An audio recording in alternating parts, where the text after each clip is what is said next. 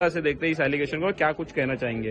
हमने आज press conference ली थी यही सभी एलिगेशंस को बेबुनियादी साबित करने के लिए, क्योंकि हम पर इल्जाम लगाए गए कि हमने फर्जी डॉक्यूमेंट्स बनाए, हमने जाली डॉक्यूमेंट्स बनाए हैं और उसके आधार पर हमने इलेक्शन लड़ा है, हमने बड़े बड़े अधिकारियों की दिशा भूल की है और ऐसे सब इल्जाम की वजह से पिछले 5-6 दिन से मीडिया ट्रायल चल रहा है हमारा और उसमें लोगों ने हम पर कई बड़े बड़े आरोप लगाए,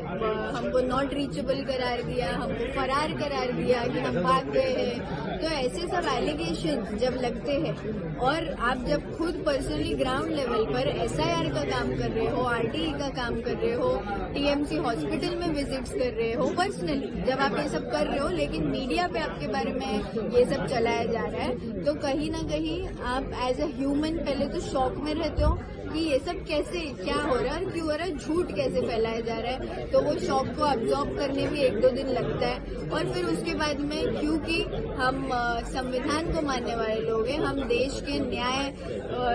सिस्टम पर भरोसा रखते हैं, हमारा लॉ जो है उस पर हम भरोसा रखते हैं, तो हम हमारी लड़ाई लीगली लड़ने में बिलीव करते हैं। तो हमने ये लड़ाई लीगली लड़ने की वजह से हमारे जो प्रोसीडिंग्स चल रहे थे उसको टाइम देते हुए हमने मीडिया को होल्ड पे रखा, क्योंकि मीडिया में जो लोग पेड पीआर करके हमको डिफेम करने की कोशिश कर रहे थे वो ऑलरेडी हमारे न्यूज मीडिया में चला रहे थे। तो आज ये कॉन्फ्रेंस बहुत जरूरी थी लोगों को गलत साबित करने के लिए, जो हमने आज इसलिए ली है। एक आखिरी सवाल, सदर शेख का नगर सेवक पद धोखे में, ऐसी टैगलाइन चलाई गई, क्या सदर शेख का सच्ची में नगर सेवक पद धोखे में आ सकता है, या आपके पास सच्ची में कास्ट सर्टिफिकेट के जो डॉक्यूमेंट जो जरूरी थे वो आप पेश करेंगे कोर्ट में हो, या आगे की लड़ाई किस प्रकार से रहेगी, क्या कहेंगे? आगे की लड़ाई तो कोर्ट में ही है, जिन्होंने इल्जाम लगाए हैं उनको भी मैं कोर्ट में ही देखूंगी और जिन्होंने मेरे डैड को साबित करने की कोशिश की है कि वो महाराष्ट्र के रहवासी नहीं है उनको भी हम कोर्ट में देखेंगे, तहसीलदार को भी हम कोर्ट में देखेंगे जो हमारे खिलाफ जिन्होंने 1 साइडेड रिपोर्ट पास करी है, उनको भी हमने लीगली एक नोटिस भेजी है। हमने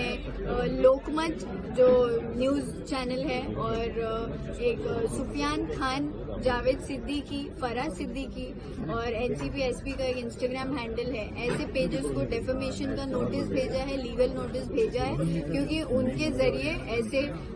फोटोज और बैनर्स चलाए गए जिसपे मेरे फोटोज यूज किए गए और जो कि क्लियरली एक पॉलिटिकल प्रोपेगेंडा है। ये लोगों को दिख रहा है, ये इलेक्शन जीतने के बाद की जो इनसे हार बर्दाश्त नहीं हुई है इनकी, इसीलिए इन्होंने ये मीडिया प्रोपेगेंडा करके हमको डिफेम करने की कोशिश की है, तो इनको लीगली जवाब दिया जाएगा।